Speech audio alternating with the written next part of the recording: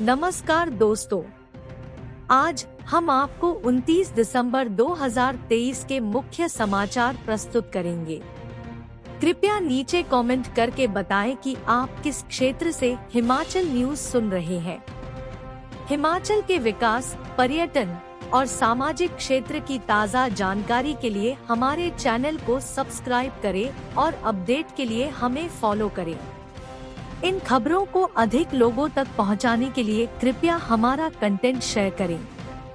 25 आपदाओं से भरा है हिमाचल, केंद्र का अलर्ट, जोन 5 में आता है प्रदेश का 32% हिस्सा। आपदा के बढ़ते खतरे पर केंद्र सरकार ने हिमाचल को सतर्क किया है। केंद्र सरकार से भेजी गई रिपोर्ट में कुल 33 अलग अलग आपदाओं में से 25 अकेले प्रदेश में मौजूद होने की बात कही गई है।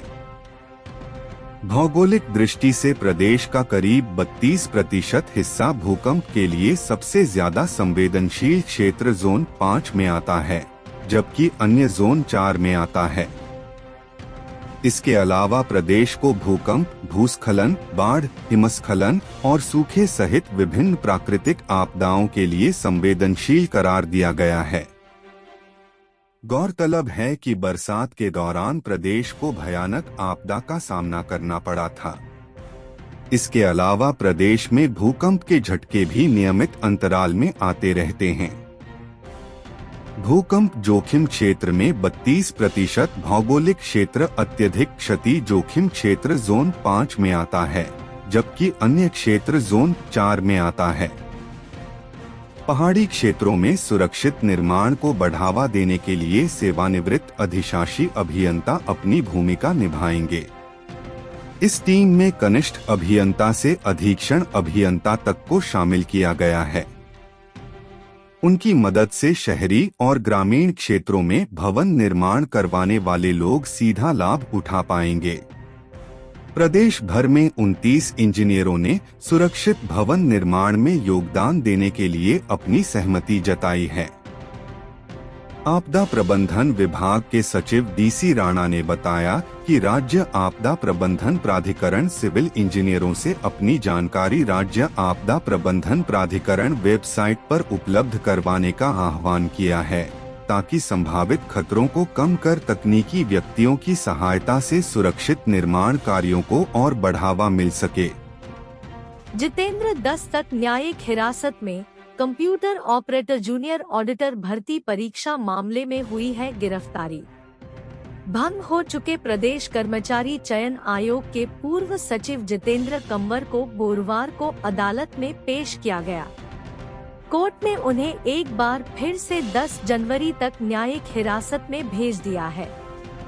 बता दें कि आरोपी एचएएस अधिकारी को पेपर लीक मामले में 12 दिसंबर को पोस्ट कोड 1003 तहत कंप्यूटर ऑपरेटर और पोस्ट कोड 1036 के तहत होने वाली जूनियर ऑडिटर की भर्ती परीक्षा में दर्ज एफआईआर में गिरफ्तार किया गया था। अदालत ने आरोपी को 16 दिसंबर तक पुलिस रिमांड के बाद 28 दिसंबर तक न्यायिक हिरासत में भेजा था। मामले में गुरुवार को आरोपी को फिर अदालत में पेश किया गया, जहां से उसे 10 जनवरी तक न्यायिक हिरासत में भेजा गया है। बता दें कि पेपर लीक मामले में इससे पूर्व भी जितेंद्र कंवर को 4 अप्रैल को अरेस्ट किया गया था।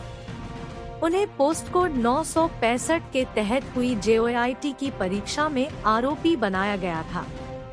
इससे पहले 15 मार्च को इसी परीक्षा लीक मामले में उन्हें पहली बार एफआईआर में नामजद किया गया था। 4 अप्रैल को गिरफ्तारी के बाद जितेंद्र कंवर को 10 मई को जमानत पर रिहा कर दिया गया था। अब उन्हें पोस्ट कोड 1003 तहत कंप्यूटर ऑपरेटर और पोस्ट कोड 1036 के तहत होने वाली जूनियर ऑडिटर की भर्ती परीक्षा में दर्ज एफआईआर गिरफ्तार किया गया है। उमा आजाद की जमानत याचिका पर कल होगी सुनवाई।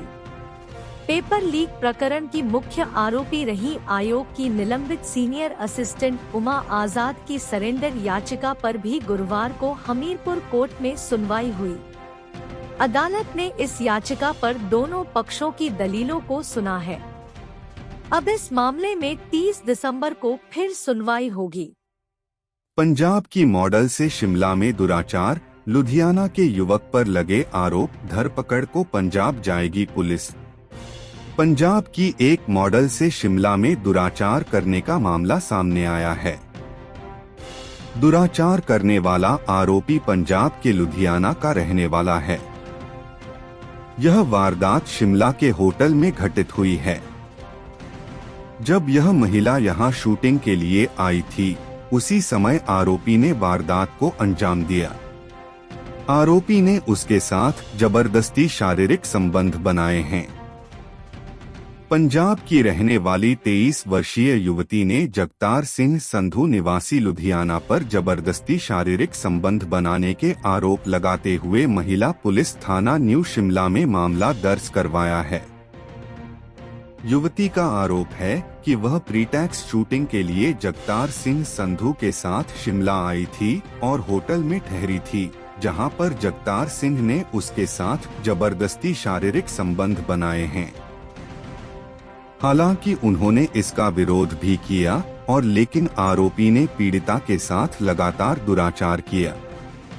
पीड़ित महिला ने वारदात स्थान से भागकर न्यू शिमला पुलिस थाने में शिकायत दर्ज करवाई है और पुलिस ने भी मामले की छानबीन करना शुरू कर दिया है। वहीं शिमला पुलिस का कहना है कि आरोपी की पकड़े के लिए जल्द ही एक टीम पंजाब रवाना होगी और आरोपी को पकड़कर आगामी कार्यवाही की जाएगी। उधर सुनील नेगी, एएसपी शिमला ने बताया कि महिला पुलिस थाना में भादनसन 376 व 506 के युवती की शिकायत पर पुलिस ने मामला दर्ज कर लिया है। पुलिस इस मामले में युवती का मेडिकल करवाया है। पुलिस टीम जल्द ही आरोपी को धर पकड़े के लिए पंजाब जाएगी। अवैध रूप से फलदार पौधे बेचे तो कार्रवाई, बाहरी राज्यों से बिना दस्तावेज पौधे बेचने वालों पर प्रतिबंध। प्रदेश सरकार ने बाहरी राज्यों से अवैध रूप से बिना उचित दस्तावेज के फलदार पौधे लाने व बेचने पर पूर्ण प्रतिबंध लगा दिया है। इसको लेकर प्रदेश के प्रत्येक प्रवेश द्वार पर इस तरह के पौधों की खेप को रोकने के लिए संबंधित अधिकारियों को निर्देश जारी कर दिए गए हैं। इसके अतिरिक्त निदेशक उद्यान विभाग ने भी समस्त क्षेत्राधिकारियों को अवैध रूप से लाए जाने वाले फलदार पौधे बेचने वालों के खिलाफ नियमानुसार कार्रवाई करने के लिए अधिकृत कर दिया है। यह निर्णय फलदार पौधों में लगने वाले बीमारियों को देखते हुए लिया गया है। विभाग ने किसानों व बागबानों से आग्रह किया है कि वे केवल पंजीकृत और विभागीय पौधशालाओं से फलदार पौधे खरीदें। गौर रहे कि प्रदेश में इन दिनों शरद ऋतु में लगने वाले पौधों की रोपाई का कार्य चल रहा है। इसके लिए बागबान अपनी आवश्यकतानुसार फलदार पौधे खरीद रहे हैं। उद्यान विभाग द्वारा बागबानों को ये फलदार पौधे मुहैया करवाए जाते हैं, लेकिन देखा गया है कि उद्यान विभाग द्वारा पंजीकृत न करवाए गए कुछ नर्सरी उत्पादकों से भी बागबान पौधे खरीद रहे हैं।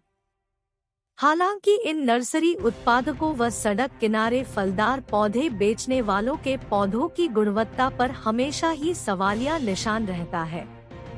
यदि यह पौध कम गुणवत्तायुक्त होती है तो बागबान को करीब 2 से 5 साल बाद इसका पता चलता है, जिससे उन्हें भारी नुकसान भी उठाना पड़ता है।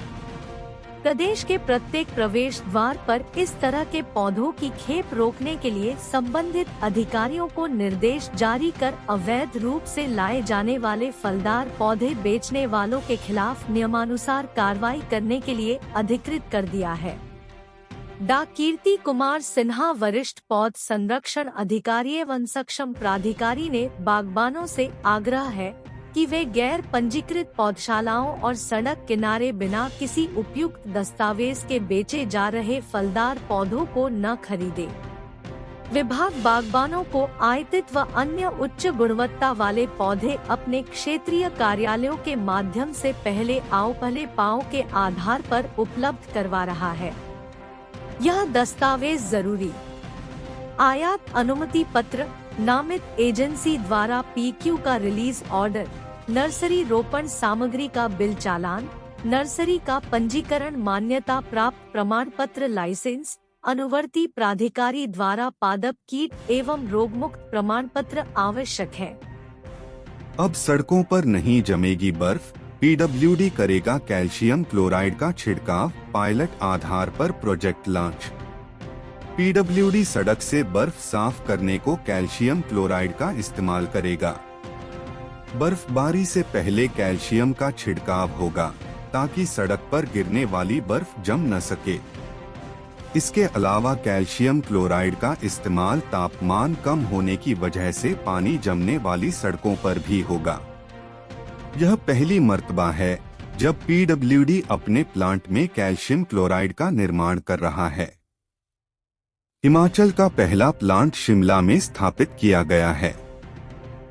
इससे पूर्व नेशनल हाईवे में ही कैल्शियम क्लोराइड का इस्तेमाल किया जाता रहा है, जबकि पीडब्ल्यूडी अपनी सड़कों पर जेसीबी और रेत की मदद से बर्फ हटाने का प्रयास करता रहा है। हालांकि ज्यादा मात्रा में रेत फेंके जाने से सड़क में कीचड़ की स्थिति बनती है। अब कैल्शियम क्लोराइड के छिड़काव से ऐसे हालात नहीं बनेंगे। कैल्शियम क्लोराइड से बर्फ को कुछ ही मिनटों में साफ किया जा सकता है। पीडब्ल्यूडी ने शिमला में कैल्शियम क्लोराइड को प्लांट स्थापित किया है। करीब 5 लाख रुपए से बने इस प्लांट में तैयार होने वाली कैल्शियम क्लोराइड को शुरुआती चरण में प्रदेश मुख्यालय में होगा। इसके बाद चंबा, कुल्लू, किन्नौर समेत अन्य बर्फबारी प्रभावित क्षेत्रों में भी ऐसे दूसरे प्लांट स्थापित किए जाएंगे। विभाग ने बर्फबारी की तैयारी के मद्देनजर अब तक 17 जेसीबी मशीनें निचले क्षेत्रों से उठाई हैं। इन मशीनों को शिमला, रामपुर, किन्नौर, कुल्लू, चंबा समेत उन क्षेत्रों में तैनात किया जा रहा है। पीडब्ल्यूडी के प्रमुख अभियंता अजय गुप्ता ने बताया कि मैदानी इलाकों से जेसीबी को अब बर्फबारी प्रभावित क्षेत्रों में भेजा जाएगा। अब तक 17 जेसीबी को भेजा जा चुका है। भविष्य में जरूरत पड़ती है तो इनकी संख्या और अधिक बढ़ाई जाएगी। बर्फबारी से निपटने के लिए विभाग पूरी तरह से अलर्ट है। पायलट आधार पर शुरू होगा प्लांट। पीडब्ल्यूडी के मुख्य अभियंता कैप्टन एसपी जगोता ने बताया कि पहली बार विभाग कैल्शियम क्लोराइड का छिड़काव करने जा रहा है। विभाग ने पायलट आधार पर शिमला में प्रोजेक्ट को स्थापित किया है। इस प्रोजेक्ट की सफलता के बाद दूसरे जिलों में भी ऐसे प्लांट लगाए जाएंगे। सुखाश्रय योजना में पहला प्रोजेक्ट मंजूर, नक्षत्रा सिंह के नाम जुड़ी नई उपलब्धि, निराश्रित बेटी बनेगी आत्मनिर्भर। प्रदेश सरकार की ओर से निराश्रित बच्चों के लिए चलाई गई मुख्यमंत्री सुखाश्रय योजना में पहला स्टार्टअप प्रोजेक्ट मंजूर हुआ है। योजना के अंतर्गत बिलासपुर जिला की निराश्रित बेटी नक्षत्रा सिंह के नाम यह उपलब्धि जुड़ी है। यह बेटी हिमाचल की ऐसी पहली बेटी बनी है जिसका प्रोजेक्ट सुखाश्रय योजना के तहत स्टार्टअप के लिए मंजूर हुआ है। अब यह होनहार बेटी भी सरकार की ओर से चलाई जा रही योजना के अंतर्गत आत्मनिर्भर बनेगी, साथ ही अन्य लोगों को भी रोजगार देगी। जानकारी के अनुसार जिला बिलासपुर के सदर उपमंडल के अंतर्गत निदेशालय महिला एवं बाल विकास विभाग की वर्किंग वुमेन हॉस्टल में नक्षत्रा सिंह रहती है। बिलासपुर शहर के डियारा सेक्टर से संबंधित है। माता पिता का साया सिर से उठने के बाद भी इस होनहार बेटी ने हिम्मत नहीं हारी। इसके चलते अपनी हिम्मत और कड़ी मेहनत के दम पर नक्षत्रा सिंह हिमाचल की पहली ऐसी निराश्रित बेटी है जिसका मुख्यमंत्री सुखाश्रय योजना के अंतर्गत स्टार्टअप के लिए प्रोजेक्ट स्वीकृत हुआ है। नक्षत्रा सिंह ने पंजाब यूनिवर्सिटी से फॉरेंसिक साइंस एंड क्रिमिनोलॉजी में एमएससी की पढ़ाई पूरी की है। नक्षत्रा सिंह को शुरू से ही फैशन डिजाइनिंग के क्षेत्र में रुचि रही। उधर इस बारे में जिला कार्यक्रम अधिकारी हरीश कुमार मिश्रा कहा कि नक्षत्रा की मेहनत के चलते यह प्रोजेक्ट स्वीकृत हुआ है। विभाग द्वारा सरकार की योजनाओं का लाभ पात्र तक पहुंचाया जाएगा। लाहुल के कोकसर में पर्यटक मेला, सिस्सू कोकसर पहुंच रहे हजारों सैलानी, ढाबे वालों के कारोबार में इजाफा। प्रदेश के जनजातीय जिला लाहुल स्पीति का कोकसर और सिस्सू पर्यटकों को अपनी ओर आकर्षित कर रहा है। बर्फ देखने की चाह वाले हर सैलानी लाहुल के सिस्सू और कोकसर में पहुंच रहे हैं। पिछले एक सप्ताह पर्यटकों की संख्या बढ़ गई है। सिस्सू और कोकसर में एक सप्ताह से हर दिन पर्यटक मेला लग रहा है। एक सप्ताह में लाहुल पहुंचने वाले पर्यटकों का आंकड़ा भले ही लाखों का आंकड़ा छू गया है, वहीं हर दिन लाहुल आने वाले वाहनों का आंकड़ा भी सैकड़ों नहीं बल्कि 10,000 से पार पहुंच रहा है। सैलानियों के आने से ढाबे वाले खुश हुए हैं और उनके कारोबार में भी पिछले एक सप्ताह से इजाफा हुआ है। हालांकि समर सीजन में लाहुल की वादियां लगभग सुनसान ही रही। वहीं सितंबर, अक्टूबर और नवंबर महीने में भी लाहुल स्पीति में खास पर्यटक नहीं पहुंच पाए। दिसंबर का पहला सप्ताह भी उतना खास नहीं रहा। दूसरे सप्ताह से लेकर पर्यटकों के आवागम में इजाफा होने लगा। क्रिसमस ने मनाली और लाहुल के पर्यटन कारोबार को पंख लगाए। जिला पुलिस द्वारा जिले में कुशल तरीके से यातायात एवं कानून व्यवस्था का संचालन किया जा रहा है। 5,500 डिपोधारक, 18 लाख से ज्यादा राशन कार्ड, हड़ताल पर हिमाचल के संचालकों का बड़ा स्टैंड। देश भर में अपनी मांगे मनवाने के लिए 1 जनवरी से 16 जनवरी तक 6 लाख डिपो होल्डर्स हड़ताल पर जा रहे हैं। इसके तहत 16 जनवरी को दिल्ली के रामलीला मैदान में महारैली भी होगी, लेकिन इस सब के बीच हिमाचल के लिए राहत भरी खबर है। हिमाचल के 5,500 डिपो होल्डर्स इस हड़ताल में शामिल नहीं होंगे। प्रदेश में पीडीएस डिपो संचालक वेलफेयर समिति ने यह अहम फैसला लिया है।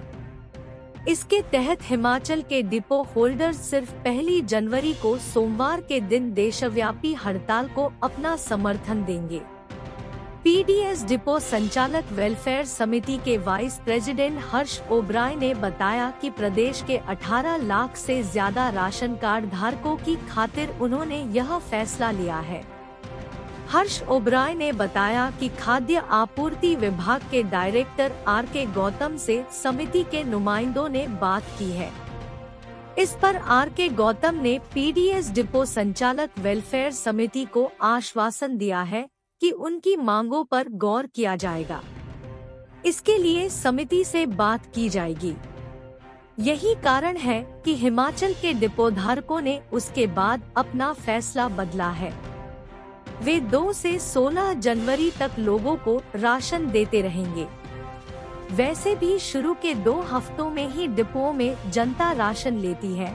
ऐसे में इस समय अगर हड़ताल होगी तो इसका प्रदेश में बुरा असर होगा। गौर रहे कि डिपोधारक 50,000 सैलरी की मांग कर रहे हैं। एक देश एक राशन कार्ड की तर्ज पर पूरे देश में एक समान कमीशन की मांग भी उठाई जा रही है। इस पर डिपोधारकों की राष्ट्रव्यापी हड़ताल होने जा रही है। पूरे देश में इस हड़ताल से 82 करोड़ लोगों के राशन पर असर पड़ेगा। पीडीएस डिपो संचालक वेलफेयर समिति के वाइस चेयरमैन हर्ष ओबराय ने बताया कि हिमाचल में हड़ताल न होने की सूरत में 18 लाख से ज्यादा कार्ड धारकों को राहत मिलेगी। दूसरी ओर डीएफसी कांगड़ा पुरुषोत्तम सिंह ने बताया कि कांगड़ा चंबा के डिपोधारक इस हड़ताल में शामिल नहीं हो रहे हैं। इससे जनता को राहत मिली है। हिमाचल पुलिस विभाग में डीएसपी के पद पर चयनित हुए उमेश्वर राणा ऊना में देंगे सेवाएं। विस क्षेत्र फतेहपुर के अधीन ग्राम पंचायत हौरी देवी के गांव मोखर निवासी उमेश्वर राणा ने हिमाचल पुलिस विभाग में डीएसपी पद पर चयनित होकर अपने क्षेत्र व अभिभावक का नाम रोशन किया है।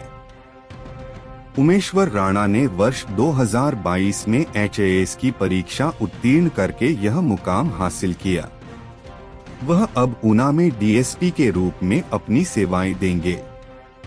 इससे पहले उमेश्वर राणा ने कमीशन पास करके भारतीय जल सेना में 12 वर्ष तक सेवाएं दी, वहीं लेफ्टिनेंट कमांडेंट के रूप में एडवांस सेवानिवृत्ति ले ली थी। उमेश्वर राणा के पिता भारतीय सेना में अपनी सेवाएं देने के बाद सूबेदार पद से सेवानिवृत्त हुए। वहीं उन्होंने सेंटर पोटैटो रिसर्च शिमला में भी टेक्निकल विभाग में अपनी सेवाएं दी। उमेश्वर राणा की माता रीना ब्लॉक समिति सदस्य हैं। उमेश्वर राणा ने अपनी सफलता का श्रेय सच्ची लगन और माता पिता को दिया है। उमेश्वर राणा ने अपनी प्रारंभिक शिक्षा डीएवी पब्लिक स्कूल रेहन से प्राप्त की, जबकि कॉलेज स्तर की पढ़ाई शिमला के संजौली से उत्तीर्ण की।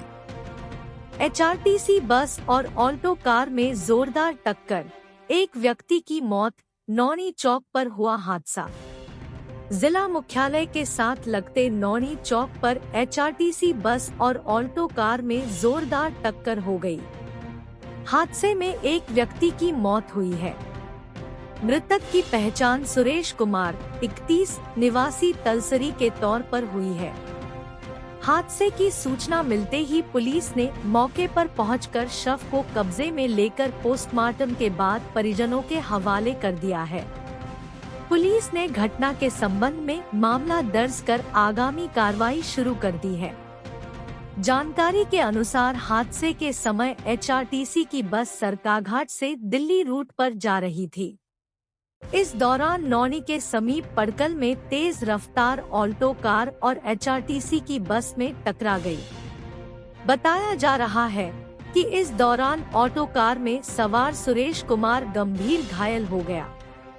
घायल को उपचार के लिए क्षेत्रीय अस्पताल बिलासपुर पहुंचाया गया, जहां पर चिकित्सकों ने उसे मृत घोषित कर दिया। हम अपने राज्य के विकास में योगदान देने में गर्व महसूस करते हैं और हमें उम्मीद है कि आने वाले दिनों में हमें और भी अच्छी खबरें मिलेंगी। इन खबरों को अधिक लोगों तक पहुंचाने के लिए कृपया हमारा कंटेंट साझा करें, हमारे चैनल को सब्सक्राइब करें और अपडेट के लिए हमें फॉलो करें। इसके अलावा बेझिझक अपने विचार कमेंट्स में साझा करें। आपका सहयोग हमें और भी बेहतर काम करने में मदद करेगा। धन्यवाद।